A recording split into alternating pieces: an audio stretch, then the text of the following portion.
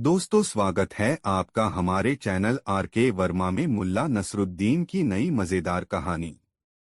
दोस्तों, करीम सेठ बुखारा का मशहूर साहूकार था। उसका कारोबार दूर दूर तक फैला हुआ था। अपना कामकाज संभालने के लिए उसने तरह तरह के विशेषज्ञों को अपने यहाँ नौकरी दे रखी थी। खुद उसके जीने का तरीका किसी बादशाह से कम नहीं था। होता भी क्यों नहीं। आखिर सेठ करीम के पास बेशुमार दौलत जो थी। एक बार मुल्ला नसीरुद्दीन जब बुखारा आया हुआ था तब सेठ करीम ने अपने घर पर एक शानदार दावत दी थी। उसने एक तरह से बुखारा के तमाम नामी लोगों को न्योता भेजा था। मुल्ला नसीरुद्दीन अपनी बेमिसाल दाढ़ी और नोकदार टोपी के साथ ही हर फनमौला व्यक्तित्व के कारण बुखारा में अपनी अलग पहचान रखता था। सेठ करीम का आमंत्रण उसे भी मिला। दावत से ठीक एक दिन पहले सेठ करीम ने उसकी तैयारियों के लिए विचार विमर्श की जरूरत महसूस की और कुछ चुनिंदा लोगों को इस विचार विमर्श के लिए बुलाया। इन चुनिंदा लोगों में मुल्ला नसीरुद्दीन का नाम भी शामिल था। मुल्ला को जब सेठ करीम का यह बुलावा मिला तो वह चकरा सा गया। आखिर सेठ करीम ने उसे विचार विमर्श के लिए क्यों बुलाया है? यह तो उसका बिल्कुल निजी मामला है। जिसे चाहे बुलाए और जो चाहे खिलाए। आखिर दावत वह दे रहा है। उसमें भला मेरी सलाह की जरूरत कहाँ से आन पड़ी? मुल्ला ने मन ही मन फैसला किया, मैं तो हरगिज नहीं जाऊंगा। ऐसा विचार कर मुल्ला नसीरुद्दीन ने अपना चोगा पहना, घेरेदार सलवार पहनी और नोकदार टोपी पहनकर अपनी दाढ़ी सहलाते हुए बाजार की तरफ निकल गया। बाजार पहुंचकर मुल्ला को वहां कुछ अजीब सा लगा। उसने देखा कि बाजार में छोटी दुकानें तो खुली हुई हैं मगर बड़ी दुकानें बंद हैं। बाजार में चहल पहल की कमी थी। दाएं बाएं देखता हुआ मुल्ला अपनी आदत के अनुसार दाढ़ी सहलाता हुआ चला जा रहा था। रास्ते में उसने दो दोस्तों को बातें करते जाते देखा।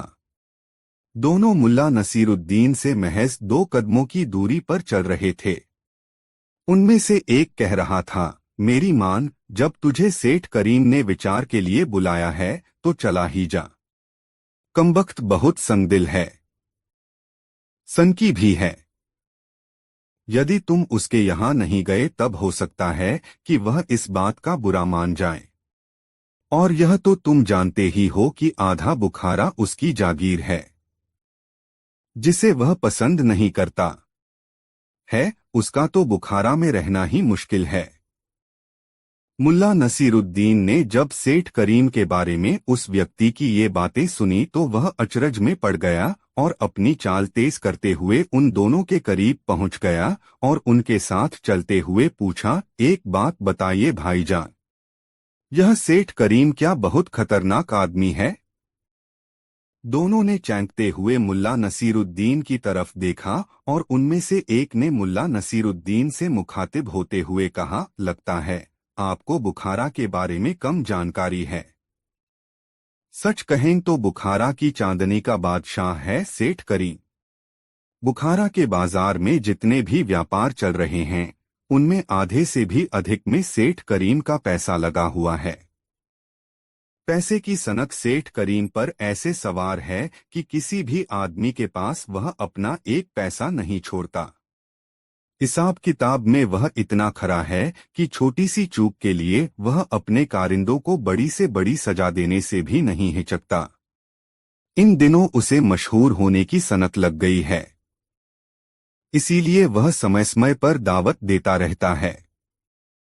इन दावतों से वह बस इतना चाहता है कि लोग उसे शाखर्च मान लें और उस पर जो कंजूस होने का ठप्पा लगा हुआ है वह हट जाए।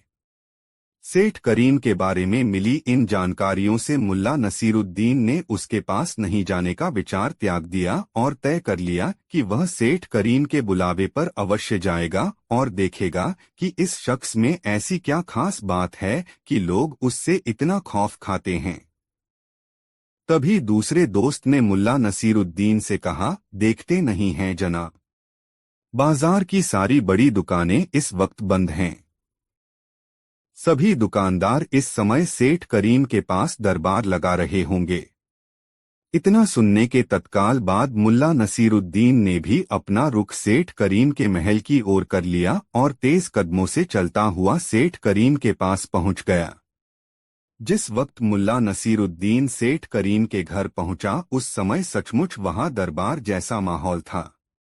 सेठ करीम का रुतबा ऐसा था कि बिना उसकी इजाजत के कोई बोल नहीं रहा था। बुखारा के लगभग सभी बड़े लोग वहां बैठे थे। मुल्ला नसीरुद्दीन को भी एक आसन पर बैठा दिया गया। खबास उसके लिए शरबत ले आया। पहले ही घूंट में शरबत से जो तरावट और स्वाद मुल्ला नसीरुद्दीन को मिला उससे वह समझ गया कि यह शरबत कुछ खास है। मुल्ला नसीरुद्दीन धीरे धीरे शरबत के घूंट भरने लगा और वहां जो कुछ भी हो रहा था उसे संजीदगी से देखने लगा। मुल्ला जब बाजार से सेठ करीम के घर की ओर चला था तब उसने मन ही मन फैसला कर लिया था कि वह सेठ करीम को उसके दोहरे चरित्रा से निजात दिलाकर रहेगा। इसलिए वह वहां अपने लिए उचित अवसर की तलाश में था। सेठ करीम उस समय दावत की तैयारियों में होने वाले खर्चों का हिसाब करने में लगा था। उसका लेखाकार उसे हिसाब दिखा रहा था। कागज के एक लंबे टुकड़े पर फहरिस्त बनी थी जिस पर व्यय का ब्यौरा लिखा था। सेठ करीम को उस ब्यौरे में कोई त्रुटि दिखी और वह बिगड़कर लेखाकार को फजीहत करने लगा। अरे तुम पर इतने बड़े कारोबार का दारोमदार है और तुम ऐसी गलतियां करते हो। दावत पर तो कुछ लाख का खर्च है और तुम्हारी इस चूक से कुछ हजार का ही नुकसान हो सकता है, मगर तुमने ऐसी गलती कारोबारी खाते में कर डाली तो नुकसान करोड़ों का भी हो सकता है। लेखाकार थरथर कांप रहा था। उसके मुंह से शब्द नहीं फूट रहे थे। सेठ करीम का गुस्सा सातवें आसमान पर था। वह चीखा, तुम जैसे कामचोरों को सजा मिलनी ही चाहिए। इसके बाद उसने उपस्थित लोगों से कहा, भाइयों, आप लोग भी आकर इस लेखाकार की करतूत इस फहरिस्त में देख लें। मेरे बारे में सभी जानते हैं कि मैं शाहखर्च आदमी हूं, मगर हिसाब किताब में बहुत पक्का हूं। थोड़ी भी गफलत मुझे बर्दाश्त नहीं है। उसकी यह बात सुनकर भी सभी अतिथि अपनी जगह पर बैठे रहे। कोई अपनी जगह से हिला नहीं, मगर मुल्ला नसीरुद्दीन के मुंह से अनायास ही निकला, देखना क्या है, 3 का 5 हो गया होगा। नसीरुद्दीन की यह बात सेठ करीम ने सुन ली। संयोग था कि उसके पास लेखाकार ने जो फहरिस्त प्रस्तुत की थी उसमें एक स्थान पर 3 के स्थान पर 5 लिखा गया था और इसके कारण एक बड़ी रकम गफलत में पड़ गई थी। सेठ करीम ने आवाज की दिशा में अपना सिर घुमाया और पूछा, यह किसकी आवाज थी? मुल्ला नसीरुद्दीन ने अपनी दाढ़ी सहलाते हुए कहा, मेरी। सेठ करीम ने मुल्ला नसीरुद्दीन से कहा, आपने तो चकित कर दिया जनाब। आपने बजा फरमाया। इस नामुराद ने 3 की जगह 5 लिखकर घपला किया है और खुदा का शुक्र है कि यह पकड़ा गया। आप उतनी दूर क्यों हैं जनाब, आइए मेरे पास बैठिए। मुल्ला नसीरुद्दीन दूर से ही उस दरबार का जायजा लेना चाहता था, इसलिए उसने अपनी जगह पर बैठे बैठे ही कहा, चकित होने की जरूरत नहीं है, मैंने तो एक मुहावरा कहा था। नहीं जनाब, हम भी पारखी हैं। आप आकर हमारे करीब बैठिए। आपकी जगह तो यहाँ है मेरे पास, सेठ करीम ने अनुनय करते हुए कहा। मुल्ला नसीरुद्दीन के पास अब कोई चारा नहीं रह गया, इसलिए वह अपने स्थान से उठा और सेठ करीम के पास जाकर बैठ गया। सेठ करीम ने मुस्कुराते हुए पूछा, जनाब का नाम जान सकता हूँ? मुल्ला नसीरुद्दीन ने कहा। नसीरुद्दीन। सेठ ने नाम दोहराया, नसीरुद्दीन। फिर कहा, कहीं मुल्ला नसीरुद्दीन तो नहीं? हाँ वही, संक्षिप्त सा उत्तर दिया मुल्ला नसीरुद्दीन ने। वाह जनाब, खूब मिले। आपके बारे में जैसा सुना था वैसा ही पाया, सेठ करीम ने खुश होते हुए कहा। अभी तो पास बुलाया है। पाया कहाँ? मुल्ला नसीरुद्दीन ने दाढ़ी सहलाते हुए कहा। पाया नहीं तो पा भी लेंगे, सेठ करीम ने हंसते हुए कहा, मैंने जो चाहा है उसे पाया भी है। खुशी हुई जानकर मुल्ला नसीरुद्दीन ने कहा, मगर मैं अभी किसी की चाहत के रूप में शुमार नहीं किया गया। इतना कहने के बाद मुल्ला नसीरुद्दीन हंसने लगा। सेठ करीम भी मुल्ला नसीरुद्दीन के साथ हंसने लगा था। उसकी हंसी रहस्यमय थी, जिससे यह जाहिर नहीं हो रहा था कि यह हंसी प्रसन्नता की हंसी है या कटाक्ष की। मुल्ला नसीरुद्दीन को अपने पास बैठाकर फिर से लेखाकार की तरफ मुखातिब हुआ।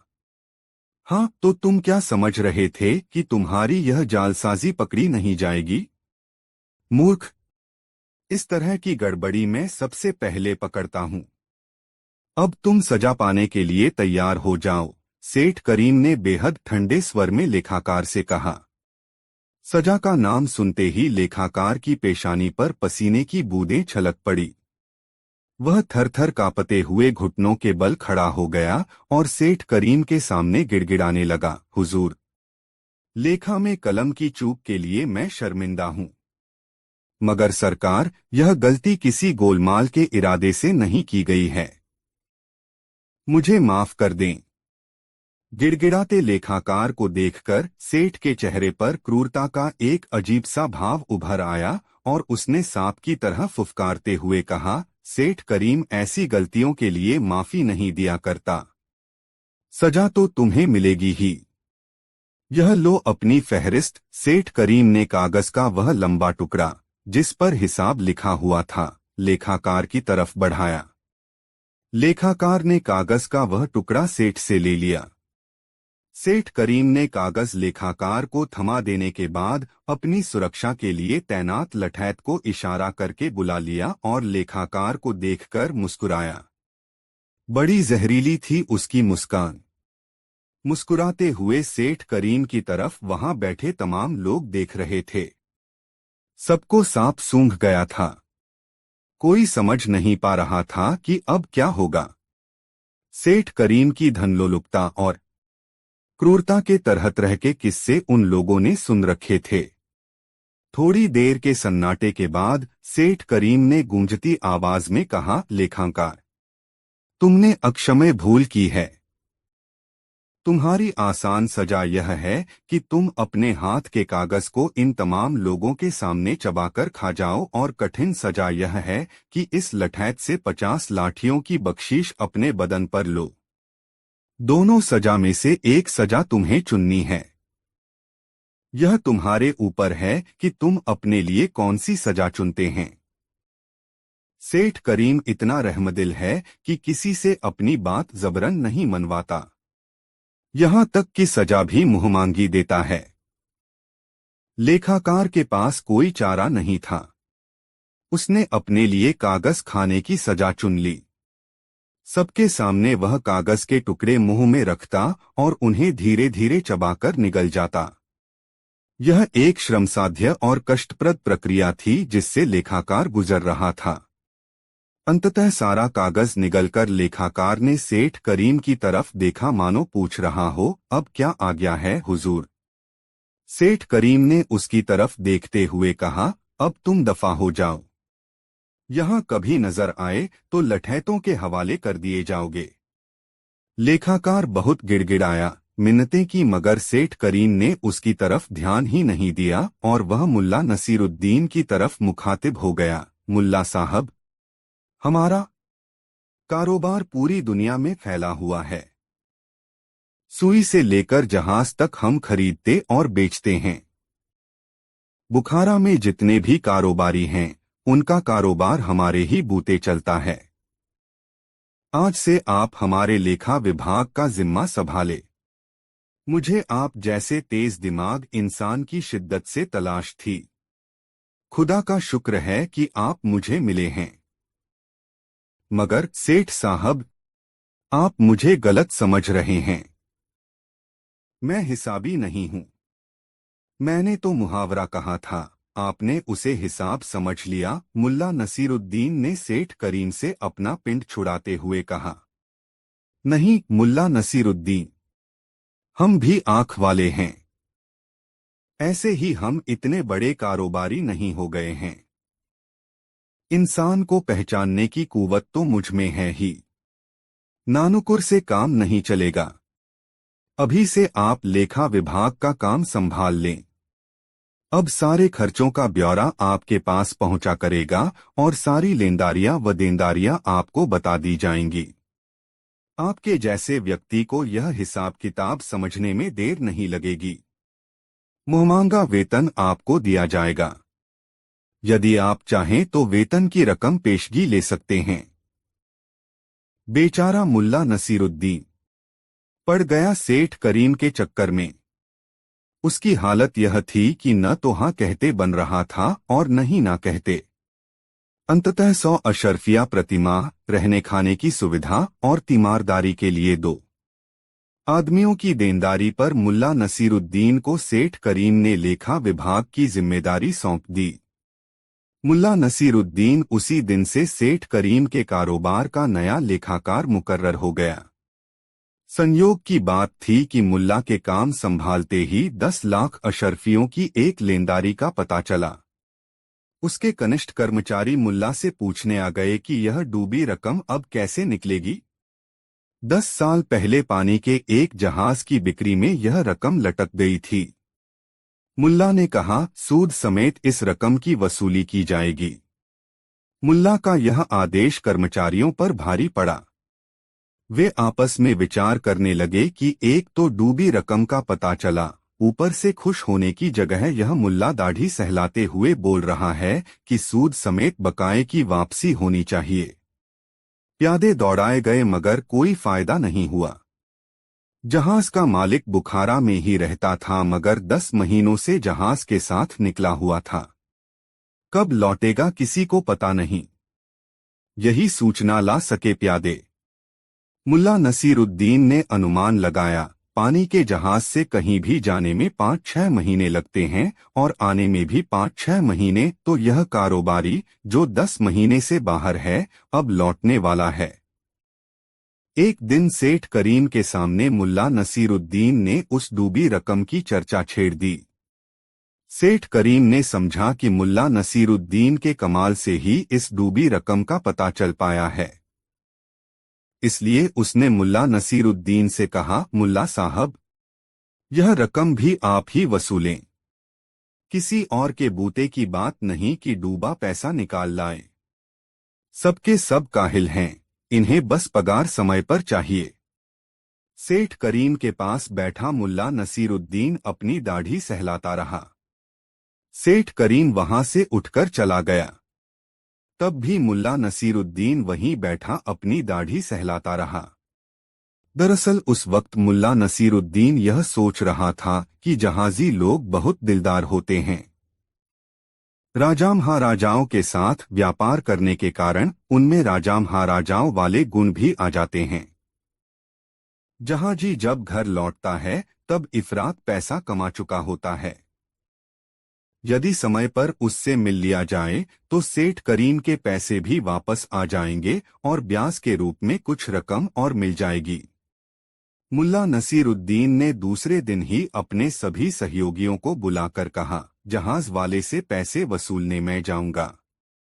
ब्याज भी वसूलना मेरा काम होगा।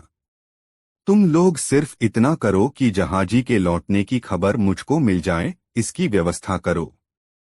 अभी 10-12 दिन ही बीते थे कि एक दिन मुल्ला नसीरुद्दीन को उस जहाजी के आने की सूचना मिल गई और मुल्ला नसीरुद्दीन दाढ़ी सहलाते हुए बिना वक्त गवाए जहाजी के मकान की तरफ पैदल ही चल पड़ा।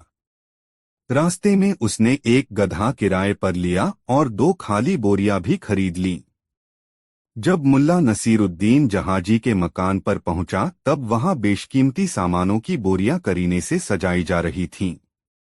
मुल्ला नसीरुद्दीन ने जहाजी को अपना परिचय सेठ करीम के खजांची के रूप में दिया और कहा, हमारी 10 लाख अशर्फियों से 1 करोड़ अशर्फियों बनाई हैं आपने, और फिर 1 करोड़ से 3 करोड़ और 3 करोड़ से 9 करोड़ बनाकर 9 महीने में चले 10 महीने 12 दिन में पहुंचे हो। अब कर दो हमारा हिसाब, नहीं तो बादशाह जान जाएगा तुम्हारा हिसाब। मुल्ला नसीरुद्दीन की बात सुनकर जहाजी चकरा गया। यह सच था कि जब वह यहाँ से चला था तो जहाज पर 10 लाख अशर्फियों का माल ही लादा गया था और 1 करोड़ में उसकी बिक्री हुई थी। फिर उसने 1 करोड़ का माल जहाज पर लादा जिसकी बिक्री 9 करोड़ में हुई। यदि बादशाह को उसकी कमाई का पता चल जाए तो आधी कमाई नजराने में चली जाएगी। ऐसा सोचकर जहाजी ने मुल्ला नसीरुद्दीन को आदर से बिठाया और उसने 10 लाख अशर्फियां दी और सूद मांगने पर 3,000 अशर्फियों और दी। इसके बाद मुल्ला के आगे हाथ जोड़ लिए। मुल्ला नसीरुद्दीन ने अशर्फियों को बोरों में बंद किया और गधे पर बोरों को लादकर सीधे सेठ करीम के पास पहुंचा।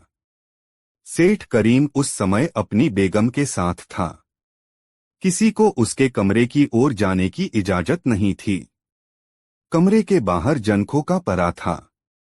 जब मुल्ला के बार बार कहने पर भी कोई सेठ करीम को खबर करने के लिए तैयार नहीं हुआ, तब मुल्ला करीम ने चीख चीख कर कहना शुरू किया, सेठ करीम सुनो, एक गधा अशर्फियों के साथ खड़ा तुम्हारे दरवाजे पर तुम्हारा इंतजार कर रहा है। सेठ करीम के कानों तक मुल्ला नसीरुद्दीन की आवाज पहुंची। वह अपने कमरे से यह सोचकर बाहर आया कि मुल्ला नसीरुद्दीन बिना कारण तो आया नहीं होगा, जरूर कोई बहुत जरूरी बात होगी। सेठ करीम ने अपने घर के दरवाजे पर पहुंचकर कहा, आओ। मुल्ला नसीरुद्दीन, नहीं सेठ करीम, आज मुझे नहीं, इस गधे को बोरे सहित कमरे में बुलाओ। 10,03,000 अशर्फिया यह गधा जहाजी के घर से ले आया है, मुल्ला नसीरुद्दीन ने कहा। सेठ करीम को समझ में आ गया कि मुल्ला नसीरुद्दीन जहाजी के पास से उसकी डूबी रकम सूद समेत निकाल लाया है। नसीरुद्दीन के इशारे पर वह गधे को कमरे में ले गया और अशर्फियों से भरी बोरियां उतारकर गधे को वापस लेकर मुल्ला नसीरुद्दीन के पास आया।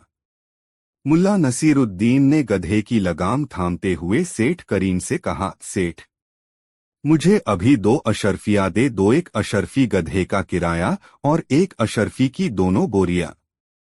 अरे गधे का भाड़ा अशर्फियों में? 1 अशर्फी में 2 बोरियां तो महंगी हैं, सेठ करीम ने चौंक कर पूछा।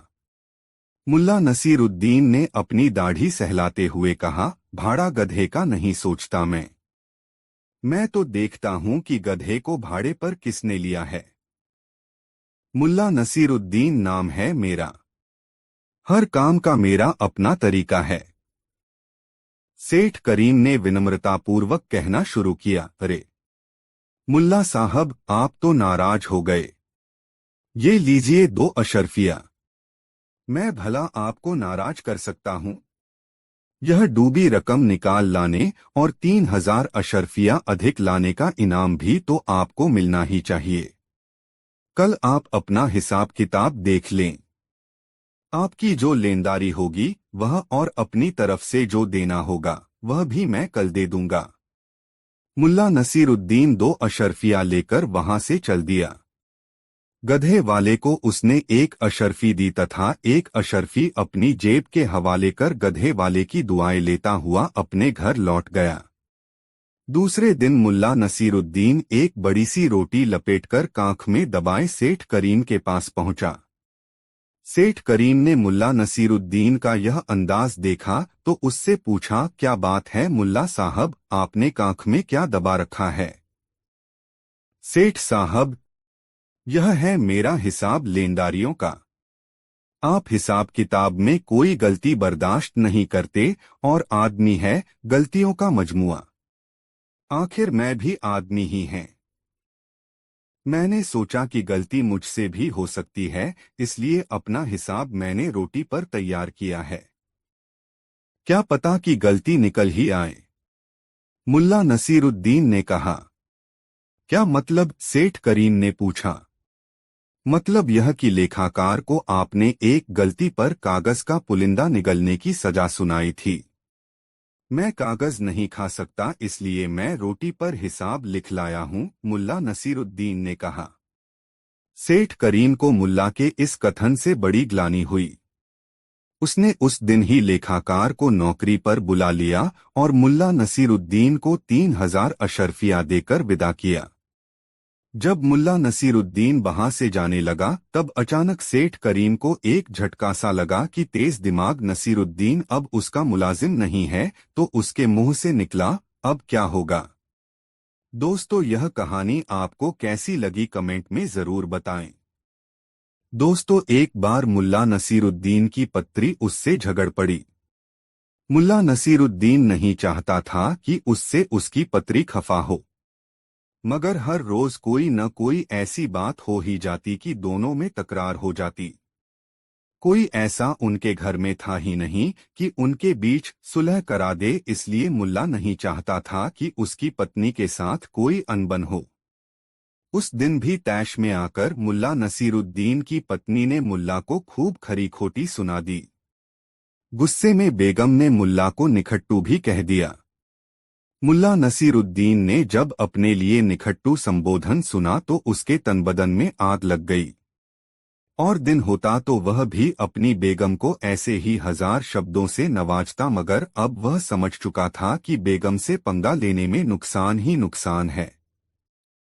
जब तक वह घर में रहता है तब तक हर बात के लिए बेगम को आवाज लगानी पड़ती है। जब झगड़े के बाद दोनों के बीच मुआफुल्ली हो जाती है तब सुलह कराने वाला कोई नहीं रहता। इसलिए अपने क्रोध की तरंग को अपने सीने में साध कर मुल्ला नसीरुद्दीन ने कमरे में रखा हुआ धनुष बाण उठा लिया और पांव पटकता हुआ घर से बाहर आ गया। बार बार उसके ज़हन में पत्नी की धिक्कार भरी आवाज कौंध कौंध जाती और वह अपने अहाते में क्रोध से तिलमिलाता टहलने लगता। उसकी इच्छा हो रही थी कि अभी घर में घुसकर अपनी बेगम को वैसे ही दो चार जुमले सुना दे जिससे वह भी समझ ले कि बुरा कहने से बुरा ही सुनने को मिलता है। मगर फिर अपने पर काबू पाते हुए खुद को समझाता, इससे तो अपना ही बेड़ा गर्क होगा। अभी 2 पल बाद उसी बेगम को आवाज लगानी पड़ेगी, बेगम एक बदना पानी तो लेके आओ, या बेगम मेरी शेरवानी कहाँ है। अगर झगड़ा बढ़ा तो ऐसे छोटे छोटे कामों में भी घंटों जाया होंगे और ढंग से काम भी नहीं हो पाएगा। मगर निखट्टू संबोधन की याद आते ही उसका खून खौल उठा। क्रोध 7वें आसमान पर जा पहुंचा। बेगम अपने कमरे में पांव पटकती हुई जा चुकी थी। मुल्ला नसीरुद्दीन ने तेजी से दरवाजों को बंद करने से उत्पन्न खट की आवाज सुनी थी और यह सोचकर उसका गुस्सा बेकाबू हो रहा था कि कहा तो बेगम बाहर निकलकर उसे समझाती कि गुस्सा करना ठीक नहीं है। हम 2 ही जन तो हैं परिवार में, कभी कुछ ऊंचा नीचा हो भी जाए तो बर्दाश्त करना चाहिए, यही दुनिया का दस्तूर है। और कहा बेगम गुस्सा त्यागने की बजाय आग में घी डालने का काम दरवाजा बंद करके कर रही है। कुछ देर तक क्रोध में चहलकदमी करने के बाद जब मुल्ला का गुस्सा शांत नहीं हुआ तो उसने अहाते की अरगनी पर सूखने के लिए फैलाए गए गीले कपड़ों को देखा। उन कपड़ों में मुल्ला नसीरुद्दीन की शेरवानी भी थी। अचानक मुल्ला ने अपने धनुष पर बाण चढ़ाया और कान तक खींचकर बाण चलाया। सनन करता हुआ वह बाण शेरवानी को वेध कर थमा। बाण से बिंधी हुई शेरवानी को देखकर मुल्ला ने अपने हाथ का धनुष एक किनारे फेंक दिया और आसमान की तरफ दोनों हाथ फैलाकर जोर जोर से बोलने लगा, या अल्लाह, या परवरदिगार, तू सचमुच दयावान है। यह तुम्हारा ही करिश्मा है कि मैं शेरवानी में नहीं था। मेरे मौला, तुम्हारा लाख लाख शुक्र है कि मैं शेरवानी में नहीं था। जब मुल्ला नसीरुद्दीन की बेगम ने अपने पति के मुंह से खुदा की शान में निकल रहे कशीदों को सुना तो वह यह जानने के लिए बाहर निकली कि हुआ क्या है। उस वक्त भी मुल्ला नसीरुद्दीन आसमान की तरफ दामन फैलाए कहे जा रहा था, सच है मेरे खुदा, तुम्हारा करिश्मा तुम ही जानो। मुझ नासमझ बंदे पर तुम्हारी नजर है, यही बहुत है। मुल्ला नसीरुद्दीन की पत्नी से जब रहा नहीं गया तो उसने मुल्ला से पूछा, क्या हुआ है जी। मुल्ला नसीरुद्दीन ने शेरवानी की तरफ इशारा करते हुए अपनी बेगम से कहा, खुदा का शुक्र है कि मैं शेरवानी में नहीं था। शेरवानी पर नजर जाते ही मुल्ला की पत्री का गुस्सा जाता रहा और वह भी आसमान की तरफ दामन फैलाकर कहा, सचमुच खुदा रहमदिल है। या खुदा, मेरे शौहर की हिफाजत करना। आमीन। और वह मुल्ला नसीरुद्दीन का हाथ थामकर उसे घर में ले गई और उसके सीने से लगकर फूट फूट कर रो पड़ी। मुल्ला ने महसूस किया कि उसकी पत्नी भी उसे बहुत प्यार करती है। दोस्तों, अजमल खां बुखारा के सूबेदार का मुहलगा रयत था। चापलूसी करने में उसका कोई सानी नहीं था। सूबेदार की हाँ में हाँ मिलाने वालों में उसका स्थान अव्वल था। काजी असलम मियां भी सूबेदार के ऐसे खास लोगों में शुमार किया जाता था जो सूबेदार के एक संकेत पर झूठ को सच या सच को झूठ करार दे सकता था।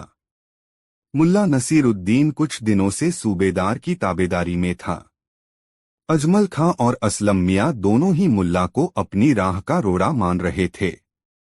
उन्हें डर था कि कहीं मुल्ला नसीरुद्दीन अपने बुद्धिबल से सूबेदार का दिल न जीत ले।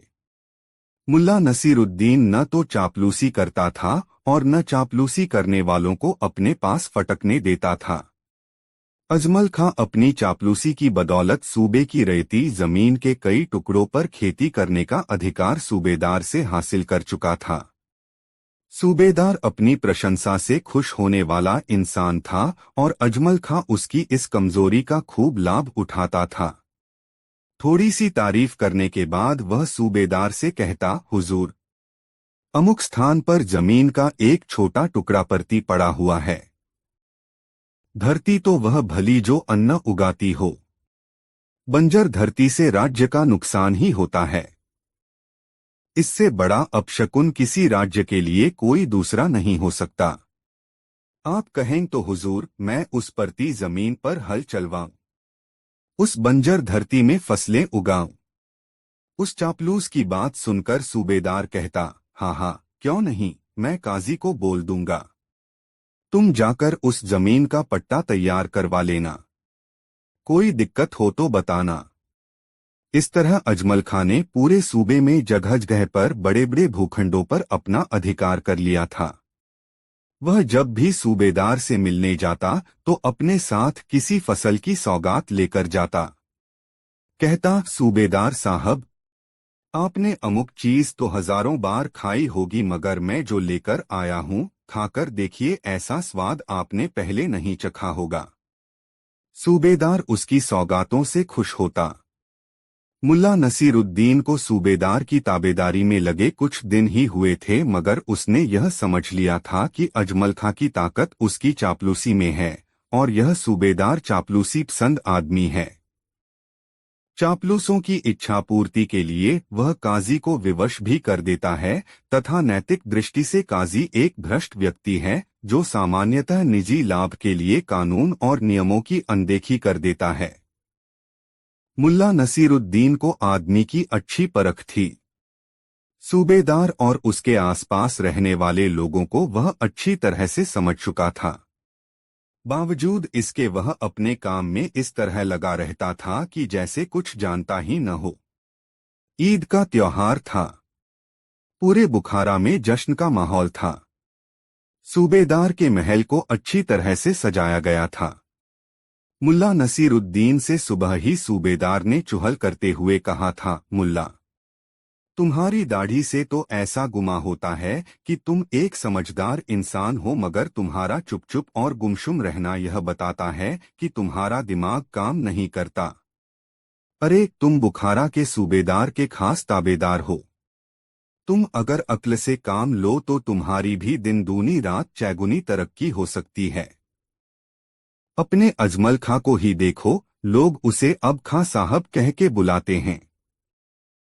मुल्ला नसीरुद्दीन ने सूबेदार से आहिस्ते से कहा, हुजूर, मैं ऐसा ही ठीक हूँ।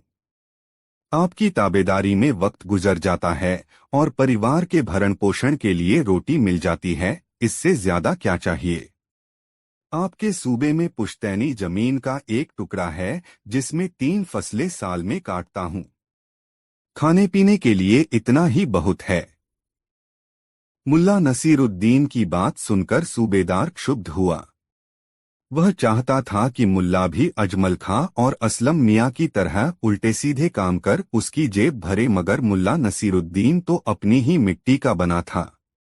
उसे सूबेदार की परवाह कहाँ थी। ऐसे लोग जो अपनी मेहनत की कमाई से संतुष्ट हो जाते हैं, उन्हें आने वाले कल की न तो चिंता होती है और न ही किसी की परवाह। मुल्ला नसीरुद्दीन भी ऐसा ही था। ऐन ईद की सुबह मुल्ला के जवाब से सूबेदार क्षुब्ध हो उठा था। उसने मन ही मन फैसला किया कि मुल्ला नसीरुद्दीन को वह अपनी चालों से अजमल खां और असलम मियां जैसा हामेहा मिलाने वाला ताबेदार बनाकर रहेगा, भले ही इसके लिए उसे मुल्ला को तंग ही क्यों न करना पड़े। शाम को सूबेदार के महल में ईद का जश्न मनाया जा रहा था। मुल्ला नसीरुद्दीन ताबेदारी में लगा था। असलम मियां और अजमल खां दोनों ही सूबेदार के खास मेहमान की हैसियत से उस जश्न में शामिल हुए। मुल्ला नसीरुद्दीन उन्हें सेवैया परोसता रहा। जब सारे मेहमान लौट गए तब सूबेदार ने मुल्ला नसीरुद्दीन से कहा, देखा मुल्ला, अजमल खां और असलम मियों की आज कैसी वाहवाही हो रही थी।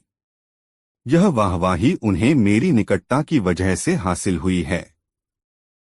तुम भी अक्ल से काम लो तो। हुजूर, मैं तो आपका ताबेदार हूं। आप जो हुक्म दें करूंगा। अक्ल होती तो ताबेदारी क्यों करता। मुल्ला नसीरुद्दीन ने बीच में ही सूबेदार की बात काटकर कहा। मुल्ला नसीरुद्दीन की यह साफगोई सूबेदार को नहीं भाई। उसने अपने मन में फैसला किया कि वह नसीरुद्दीन को अपने लिए खासतौर से तैयार करेगा। यदि ऐसा कर पाया तो मुल्ला लोगों को बरगलाकर उसके लिए धन उगाही का खास जरिया बन सकता है। मुल्ला नसीरुद्दीन को राह पर लाने के लिए सूबेदार के मन में तरह तरह के ख्याल आते रहते थे। एक दिन सूबेदार ने फैसला किया कि मुल्ला को वह अपनी ताकत का एहसास कराएगा। हो सकता है कि उसकी ताकत का अंदाज लग जाने पर मुल्ला खुद ही उसके आगे घुटने टेक दे और वह जो चाहे मुल्ला वैसा ही करे। इस निर्णय के दूसरे दिन ही सूबेदार ने शाम को अजमल खां और असलम मियां को बुलवाया।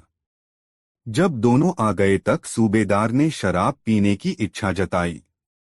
चापलूस अजमल खां तुरंत शराब ले आया और काजी असलम मियां जाम तैयार कर सूबेदार को थमाने लगा। तीनों शराब की चुस्कियां लेने लगे। जब शराब का नशा सूबेदार पर हावी होने लगा तब सूबेदार ने चापलूस अजमल खां से कहा, सुनो अजमल, अपना जो ताबेदार है मुल्ला नसीरुद्दीन, उसे राह पर लाने की जरूरत है। वह आदमी बहुत काम का हो सकता है यदि मेहनत मशक्कत से जीने की अपनी जिद छोड़ दे। उसे रास्ते पर लाने के लिए मैं उसे अपनी ताकत दिखाने की तरकीब सोच रहा हूं। तुम ऐसा करो कि उसकी जमीन पर लगी फसल के आधे हिस्से की दावेदारी कर दो। यह दावेदारी ऐसी हो कि मुल्ला की सारी फसल पर ही तुम्हारा कब्जा हो जाए। फसलें होती क्या हैं? गेहूं, धान, अरहर, मक्का, यही न? तुम दावा करना कि जमीन से ऊपर की फसल तुम्हें मिलनी चाहिए। मैं काजी से कहकर तुम्हें इसका पट्टा दिलवा दूंगा। इस तरह मुल्ला को यह अंदाज हो जाएगा कि हमसे मिलकर रहने में ही उसकी भलाई है। संयोग से मुल्ला नसीरुद्दीन उस समय उस जगह से गुजर रहा था और उसने सूबेदार की बातें सुन लीं। वह उन बातों को सुनकर जरा भी नहीं घबराया और मन ही मन मुस्कुराता हुआ वहां से चला गया। इस घटना के लगभग 1 महीने बाद सूबेदार ने मुल्ला नसीरुद्दीन को बुलाकर कहा, मुल्ला, तुम्हारी जमीन पर अजमल खां ने दावा किया है। उसने दस्तावेजी प्रमाण देकर बताया है कि उसके पुरखे और तुम्हारे पुरखे उस जमीन पर साथ साथ खेती करते थे तथा फसल तैयार होने पर आधा आधा बांट लेते थे। मुल्ला ने शालीनता से कहा, खां साहब इतने बड़े आदमी हैं, झूठ तो नहीं ही बोलते होंगे हुजूर। तो तुम फसल बांटने के लिए तैयार हो? सूबेदार ने मुल्ला नसीरुद्दीन से पूछा। हुजूर का हुक्म सिर आंखों पर, मुल्ला नसीरुद्दीन ने उसी शालीनता से कहा। उसी वक्त सूबेदार ने एक प्यादे को बुलाकर कहा, काजी को बुला लाओ। काजी असलम मियाँ तुरंत हाजिर हुआ। आते ही पूछा, क्या हुआ सूबेदार साहब? खादिम को क्यों तलब किया गया है? अभी एक पट्टा बना दो कि मुल्ला नसीरुद्दीन की जमीन पर लगी फसल का ऊपरी भाग अजमल खां काटकर ले जा सकते हैं और जमीन के भीतर की फसल पर मुल्ला नसीरुद्दीन का हक होगा, सूबेदार ने काजी से कहा। फिर मुल्ला नसीरुद्दीन की तरफ देखते हुए पूछा, क्यों मुल्ला नसीरुद्दीन ठीक है न? जी हाँ हुजूर। आप न्यायकर्ता हैं तो गलत क्या होगा? बस हुजूर, यह भी हुक्म जारी कर दें कि फसल की कटाई पिटाई का खर्च अजमल खां ही देंगे, मुल्ला नसीरुद्दीन ने सूबेदार से गुजारिश की। हाँ हाँ, क्यों नहीं, इतना तो अजमल खां को करना ही चाहिए, सूबेदार ने कहा और काजी की तरफ मुखातिब होकर आदेश दिया। हाँ, उस पट्टे में यह बात साफ तौर पर लिखी जानी चाहिए कि फसल की कटाई और बटाई का खर्च अजमल खां को ही भरना पड़ेगा। काजी वहां से सूबेदार को सलाम करता हुआ चला गया। मुल्ला नसीरुद्दीन निश्चिंत भाव से अपने काम में लग गया, जैसे कुछ हुआ ही न हो, और सूबेदार परेशान हो उठा कि आखिर मुल्ला नसीरुद्दीन है किस मिट्टी का बना कि पूरी फसल काट लिए जाने के फरमान के बाद भी शांत है, जैसे कुछ हुआ ही न हो। दूसरे दिन ही अजमल खां को काजी ने पट्टा थमा दिया। पट्टा लेकर अजमल खां जब मुल्ला नसीरुद्दीन के खेत पर गया, तब उसके पास सिर पीट लेने के अलावा कोई चारा नहीं था, क्योंकि खेत में आलू की क्यारियां थीं। अब पट्टे के मुताबिक आलू का पौधा अजमल खां को मिलना था और आलू मुल्ला नसीरुद्दीन को। आलू की कोड़ाई का सारा खर्च अजमल खां को पट्टे के मुताबिक भरना पड़ा और आलू का पौधा खेत से उठाकर ले जाना पड़ा। मुल्ला नसीरुद्दीन खुश था कि बिना खर्च किए उसके आलू खेत से घर पहुंच गए और खेत की सफाई भी हो गई। इस घटना से सूबेदार, अजमल खां और असलम मियाँ का मुंह लटक गया। उनकी चाल उल्टी पड़ी। गम गलत करने के लिए तीनों शराब पीने बैठे गए। सूबेदार पर जब नशा हावी होने लगा, तब उसने अजमल खां से कहा, तुम्हारी मेहनत और पैसा दोनों पानी में गया, पर तुम चिंता मत करो, तुम्हारे इस नुकसान की भरपाई मैं कराऊंगा। अजमल, इस बार काजी से कहकर तुम्हारे लिए मुल्ला नसीरुद्दीन की खेत से जमीन के नीचे की फसल लेने का पट्टा बनवा देता हूं, तुम्हारे घाटे की इससे भरपाई हो जाएगी। अजमल खां की आंखों में उस वक्त मुल्ला नसीरुद्दीन के खेत के आलू घूम रहे थे। उसने आदत के अनुसार तुरंत हामी भरी, जी हाँ सूबेदार साहब, यही ठीक रहेगा। दूसरी तरफ मुल्ला नसीरुद्दीन यह समझ चुका था कि सूबेदार इस बार की पटखनी से घबरा गया होगा और अब अपना फरमान बदलेगा। इसलिए उसने खेत में गेहूं लगवा लिया और सूबेदार के नए फरमान की प्रतीक्षा करने लगा। संभावना के अनुरूप ही सूबेदार ने अजमल खां को इस बार मुल्ला नसीरुद्दीन की खेत से जमीन के नीचे की फसल ले जाने का पट्टा जारी करवाया था, बशर्ते कि वह फसल की कटाई व बटाई का खर्च अदा करे। मुल्ला नसीरुद्दीन के खेत में गेहूं की फसल तैयार हो चुकी थी। अजमल खां उसके पास वह पट्टा लेकर आया तो मुल्ला नसीरुद्दीन राजी खुशी से उसके साथ अपने खेत पर चला गया। अजमल खां अपने साथ खेतिहर मजदूरों की फौज लेकर गया था। मुल्ला नसीरुद्दीन के खेत में गेहूं की लहलहाती फसल देखकर उसके होश फाख्ता हो गए। आनन फानन में मजदूरों ने गेहूं की फसल काट डाली। शर्त के मुताबिक जमीन के ऊपर की फसल मुल्ला नसीरुद्दीन के हिस्से में आई और जमीन कोड़कर गेहूं की जड़ एक जगह पर जमा कर दी गई, जिस पर पट्टे के मुताबिक अजमल खां का हक बनता था। अजमल खां की जब चेतना लौटी तब वह भागा भागा सूबेदार के पास गया और सूबेदार से सारा हाल कह सुनाया। सूबेदार के भी होश फाख्ता हो गए। उसने सोचा, जब का तेज दिमाग आदमी है यह मुल्ला नसीरुद्दीन भी। उसने अजमल खां से कहा, घबराओ नहीं, तुम्हारे नुकसान की भरपाई मैं अवश्य कराऊंगा। अजमल खां ने सूबेदार के सामने हाथ जोड़ लिए और कहा, अब बस भी कीजिए सूबेदार साहब, उस आदमी को वैसा ही रहने दीजिए जैसा वह है। दो बड़ी चोटें खाने के बाद भी यदि हम वैसा ही कुछ करेंगे तो यह बुद्धिमानी नहीं होगी बल्कि आबैल मुझे मार जैसा न्योता देना होगा। सूबेदार को भी अजमल खां की बात जंच गई और उसने थके स्वर में कहा, ठीक है, जैसा तुम चाहो। फिर दोनों ने दो चार जाम पीकर अपना गम गलत किया। दूसरे दिन मुल्ला नसीरुद्दीन दाढ़ी सहलाता हुआ सूबेदार की ताबेदारी में फिर हाजिर हुआ, जैसे कुछ हुआ ही न हो। दोस्तों, यह कहानी आपको अच्छी लगी हो तो वीडियो को एक लाइक जरूर करें। दोस्तों, मुल्ला नसीरुद्दीन के गांव में एक बार अकाल पड़ा। लोग अन्न के दाने के लिए तरस गए। अकाल का प्रभाव गांव के बाजार पर भी पड़ा और सदा गुलजार रहने वाले बाजार में सन्नाटा सा छाने लगा। लोगों के पास पैसे नहीं रहे तो उसके असर से बाजार की आमद भी प्रभावित हुई।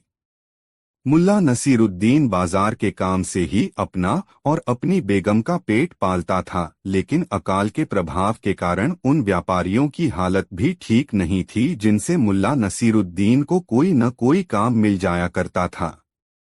उसे अब कभी बाजार में काम मिलता और कभी नहीं मिलता। इस तरह कई महीने गुजर गए। मुल्ला नसीरुद्दीन की जमा पूंजी निकल गई। खस्ताहाली की वजह से उसकी बेगम चिड़चिड़ी हो गई।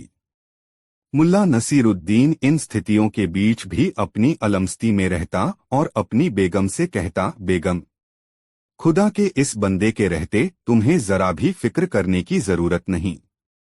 बस तुम हर हाल में खुश रहा करो।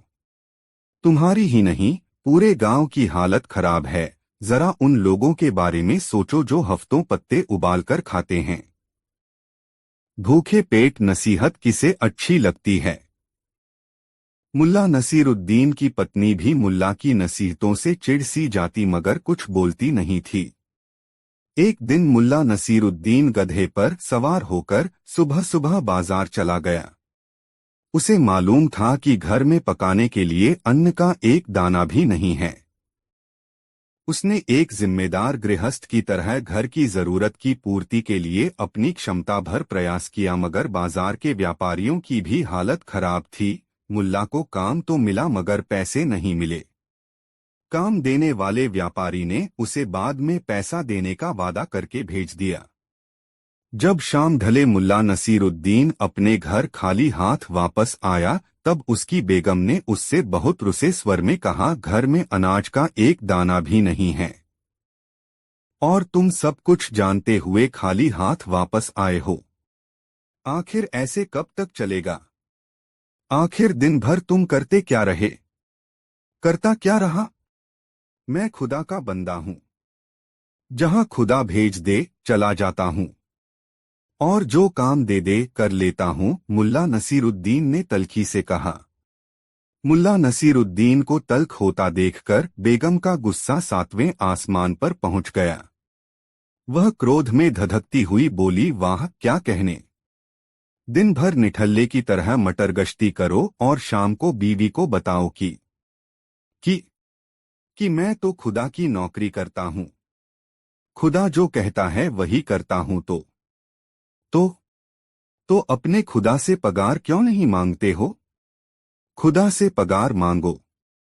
कहो खुदा से कि तुम्हारा परिवार हो रहा है फाकाक्षी का शिकार। मुल्ला नसीरुद्दीन को बेगम की बातें चुभ गईं। बेगम का गुस्सा चूंकि वाजिब था इसलिए उसने कुछ कहा नहीं और तुरंत गधे पर सवार होकर घर से बाहर चला आया। गधा अपनी मस्ती में चल रहा था और मुल्ला नसीरुद्दीन गधे पर बैठा सोच रहा था, जाऊं तो कहाँ जाऊं? मांगू तो किससे? सबकी हालत जानता हूं। किसी के पास अपना ही पेट भरने के लिए अनाज नहीं है तो कोई कहां से मेरी सहायता करेगा? उसका गधा चला जा रहा था। लगातार गांव की सड़कों पर चलने के आदि इस गधे को किसी दिशा निर्देश की जरूरत नहीं थी। गधे पर बैठा मुल्ला नसीरुद्दीन सोच रहा था, आखिर मैंने इतनी छोटी सी जरूरत के लिए खुदा का नाम क्यों ले लिया? अब अगर बिना अनाज लिए घर जाऊं तो कैसे? वह मन ही मन दुखी हो रहा था।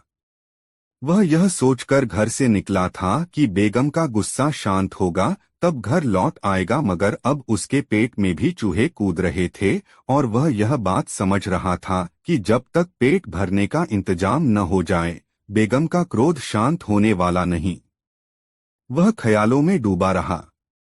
गधा चलता रहा। मुल्ला को एक बार ख्याल भी आया कि अब घर लौट जाना चाहिए, मगर फिर मन के किसी कोने से आवाज आई, बिना पैसे या अनाज के नहीं। चलते चलते थककर गधा एक जगह पर रुक गया। गधे के रुकने से मुल्ला नसीरुद्दीन की तंद्रा टूटी। उसने देखा गधा नदी के किनारे रुक गया है। उसने सोचा गधे को प्यास लगी है। वह खुद भी भूखा और प्यासा था। गधे से वह उतर गया और प्यार से गधे को सहलाया, फिर नदी की धारा के पास उसे ले जाकर पानी पिलाया। जब गधा पानी पीकर तृप्त हो गया तब उसे नदी किनारे के एक पेड़ के नीचे खड़े करके फिर प्यार से सहलाया और उसे थपथपाते हुए कहा, मैं भी पानी पीकर आऊं। मुल्ला नसीरुद्दीन ने भी पानी पिया। पानी पीने के बाद उसे थकान अनुभव होने लगी। वह गधे के पास ही जमीन पर लेट गया। थोड़ी देर में ही उसे नींद आ गई। सूरज की पहली किरण ने जब उसे सहलाया तब उसकी नींद खुली। ठंडी हवा के झोंकों की मस्ती ने उसमें जैसे नया प्राण फूंका। चिड़ियों के कलरव को उसने देर तक मुग्ध होकर अपनी पलकें मूंद कर सुना। भूख प्यास का कोई एहसास उस वक्त उसे नहीं था। उसने नदी में डुबकी लगाई और तरोताजा होकर नदी किनारे ही एक पेड़ के नीचे बैठकर सोचने लगा, बेगम ने कल कुछ नहीं खाया और आज भी कहीं से कुछ मिलने की उम्मीद नहीं है। गधा नदी किनारे इधर उधर उगी सूखी कुम्हलाई दूब चरने में व्यस्त था। मुल्ला नसीरुद्दीन को अपनी बेगम की बात याद आई, तू खुदा का बंदा है तो खुदा से अपनी पगार क्यों नहीं मांगता। मुल्ला नसीरुद्दीन के दिमाग में यही बात गूंजने लगी। भूख से त्रास्त मुल्ला नसीरुद्दीन को अपनी नहीं, अपनी बेगम की चिंता थी। पता नहीं उस पर क्या बीत रही होगी। रात भर उसने उसका इंतजार किया होगा। भूखे रहकर पता नहीं क्या कुछ सोच रही होगी। उलझनों और सवालों से घिरे मस्तिष्क को शांत करने के लिए मुल्ला वहीं एक पेड़ के नीचे बैठ गया। थोड़ी देर के बाद उसके दिमाग में विचार आया, बैठे रहने से क्या फायदा। खुदा से अपनी पगार मांगता हूं। सुना है खुदा बहुत रहमदिल है। क्या पता सुन ही ले। ऐसा सोचकर उसने अपने कपड़े ठीक किए। सिर की नोकदार टोपी को दुरुस्त किया। अपनी पतली लंबी दाढ़ी को सहलाकर सीधा किया और फिर पलकें बंद कर जोर जोर से बोलने लगा, मेरे मौला, ये मेरे खुदा, मैं तुम्हारा बंदा मुल्ला नसीरुद्दीन तुमसे अपनी पगार मांगता हूं। घर में अनाज का एक दाना भी नहीं है, मुझे मेरी पगार भेज दे। ये बातें कहने से मुल्ला नसीरुद्दीन को एक अजीब सी तसल्ली हुई। उसका बेचैन मन शांत होने लगा। इस सुखद एहसास को समेटने के लिए मुल्ला नसीरुद्दीन पलकें बंद किए कहने लगा, मेरे खुदा, मेरे मौला, मैं भूखा हूं, मेरी बेगम भूखी है। कुछ खाने को दे और मेरे लिए महीने भर की पगार भेज दे। जिस समय मुल्ला नसीरुद्दीन खुदा से फरियाद कर रहा था उसी समय उधर से एक सौदागर गुजर रहा था। सौदागर ने नदी के किनारे रुककर अपने घोड़े को पानी पिलाया और थकान मिटाने के लिए एक पेड़ के तने से टिककर बैठ गया। अभी थोड़ा समय ही बीता था कि उसके कानों में आवाज आई, या मेरे खुदा, मेरे मौला, मैं भूखा हूं, मेरी बेगम भूखी है। कुछ खाने को दे और मेरे लिए महीने भर की पगार भेज दे। इस अजीब से लिबास वाले मुल्ला नसीरुद्दीन की गुजारिश सुनकर सौदागर को मजाक सूझा। उसने मुल्ला नसीरुद्दीन को चौंकाने के लिए अपने पास से मठरियों की थैली निकाली और दो चार मठरियां अपने लिए रखकर पूरी थैली मुल्ला नसीरुद्दीन के लिए बांधकर एक किनारे रख दी। फिर उसने अशरफियों की अपनी थैली निकाली और एक हाथ में अशरफियों की थैली और दूसरे हाथ में मठरियों की थैली लेकर मुल्ला नसीरुद्दीन के पास गया और उसके सामने धीरे से दोनों थैलियां रख दी, फिर दबे पांव वहां से चलकर अपनी जगह आकर बैठ गया। वह देखना चाहता था कि अब मुल्ला नसीरुद्दीन क्या करता है। मठरियों से उठती सोंधी गंध जब मुल्ला नसीरुद्दीन ने महसूस की तो अनायास ही उसकी आंखें खुल गईं। उसने अपने सामने रखी दोनों थैलियों को देखा, फिर आसपास दृष्टि दौड़ाई। कहीं कोई नजर नहीं आया। तब उसने थैली खोली और एक थैली में झांकती मठरियां दिखीं और दूसरी में अशर्फिया। मुल्ला नसीरुद्दीन ने अपनी दोनों बाहें आकाश की ओर फैला दीं और कहा, खुदा, तुम बड़े रहमदिल हो। तुमने मेरी पुकार सुन ली। मठरियां देखकर मुल्ला नसीरुद्दीन की भूख जाग गई। उसकी इच्छा हुई कि वह मठरियां खा ले, मगर तभी उसे याद हो आया कि उसकी बेगम भी तो भूखी है।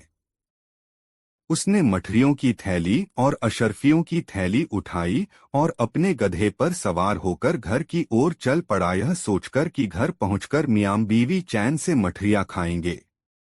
सौदागर मुल्ला नसीरुद्दीन को गधे पर सवार होकर जाते हुए देखता रहा।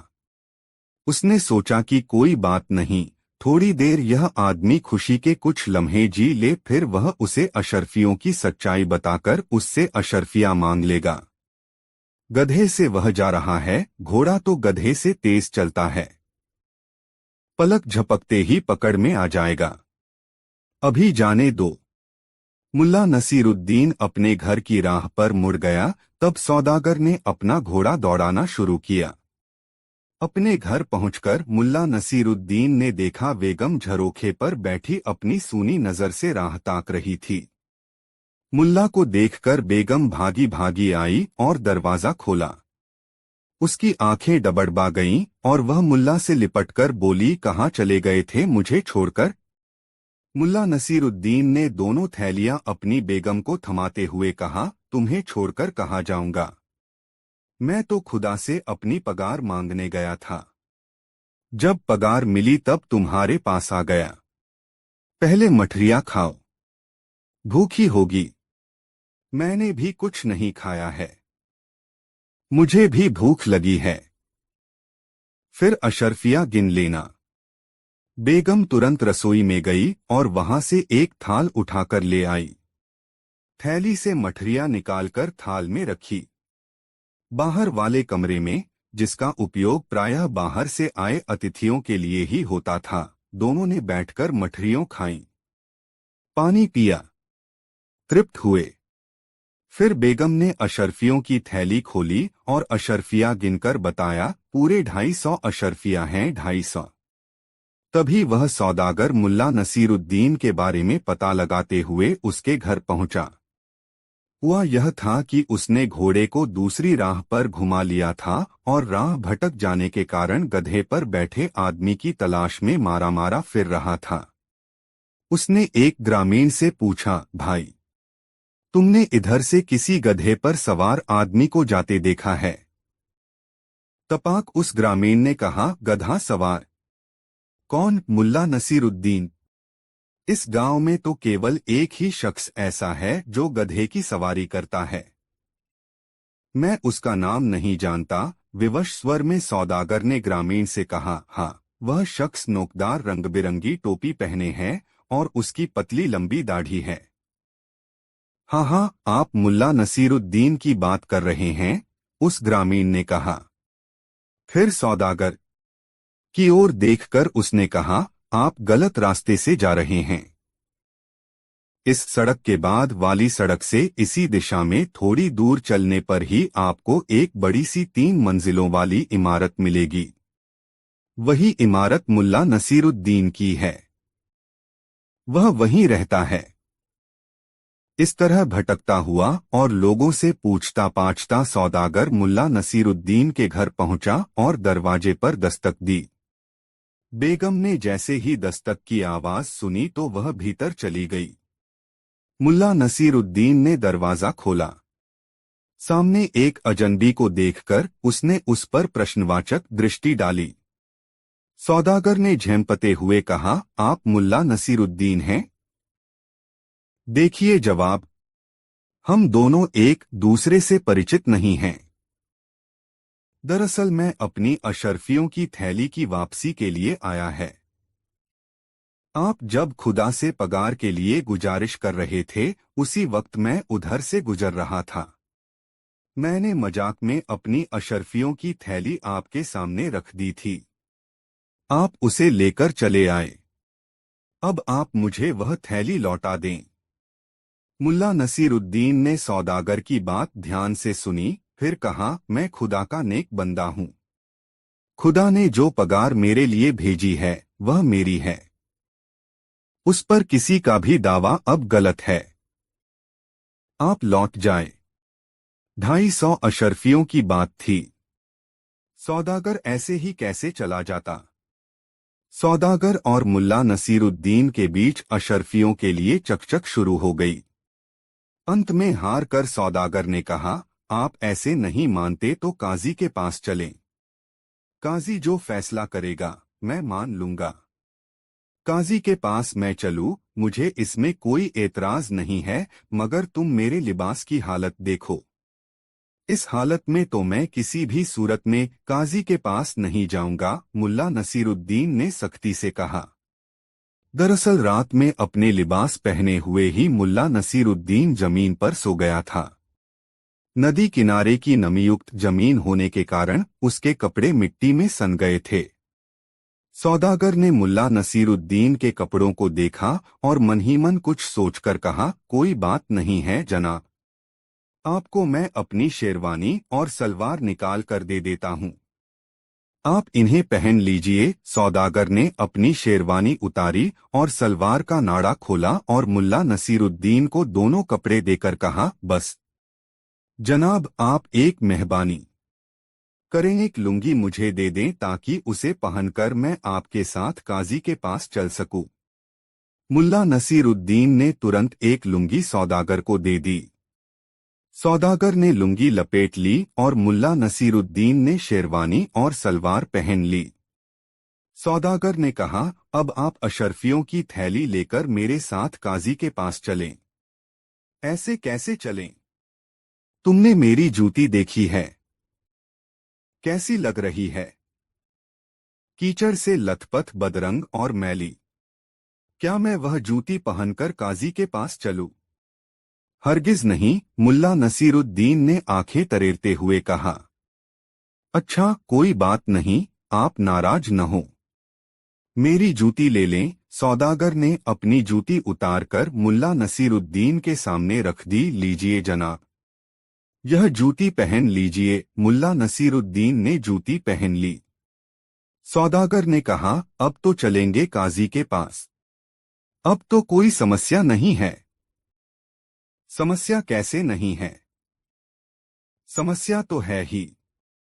नहीं, मैं नहीं जाऊंगा। इस तरह काजी के पास मुल्ला नसीरुद्दीन ने पाँव पटकते हुए कहा। अब क्या समस्या रह गई जनाब? कुछ कहें तो परेशान होते हुए सौदागर ने पूछा। अरे भाई, तुम्हारे पास दिमाग है या नहीं? मेरे पास सवारी के लिए सिर्फ एक गधा है। क्या समझते हो? मुल्ला नसीरुद्दीन गधे पर सवार होकर जाएगा काजी से मिलने? कतई नहीं, मुल्ला नसीरुद्दीन ने पाँव पटकते हुए कहा। ठीक है जनाब, सौदागर ने खुशामदी लहजे में कहा, आप मेरा घोड़ा से लीजिए। आप घोड़े पर बैठकर चलिए और मैं पावपैदल आपके साथ काजी के पास चलूंगा। मुल्ला नसीरुद्दीन ने ऐसा दिखाया जैसे वह विवश होकर काजी के पास चलने को तैयार हुआ हो, और कहा, ठीक है, चलिए। मुल्ला नसीरुद्दीन ने अशर्फियों की थैली अपने हाथ में उठा ली और घर से बाहर आकर सौदागर के सफेद शानदार घोड़े पर सवार हो गया। शेरवानी, सलवार और शानदार जूती के साथ ही उसके सिर पर उसकी शानदार नोकदार टोपी थी। घोड़े पर जाता हुआ मुल्ला नसीरुद्दीन किसी सुल्तान से कम नहीं दिख रहा था, और घोड़े के साथ साथ लुंगी गंजी में चलता सौदागर, जो नंगे पांव भी था, किसी सिरफिरे से कम नहीं लग रहा था। चलते चलते आखिर दोपहर तक दोनों काजी के पास पहुंच ही गए। काजी को देखकर मुल्ला नसीरुद्दीन ने काजी को सलाम किया और कहा, हुजूर, मुझे इस सिरफिरे से बचा लो। काजी ने ऊपर से नीचे तक सौदागर को देखा। अपनी अशर्फियों की चिंता में सौदागर बावला सा दिख रहा था।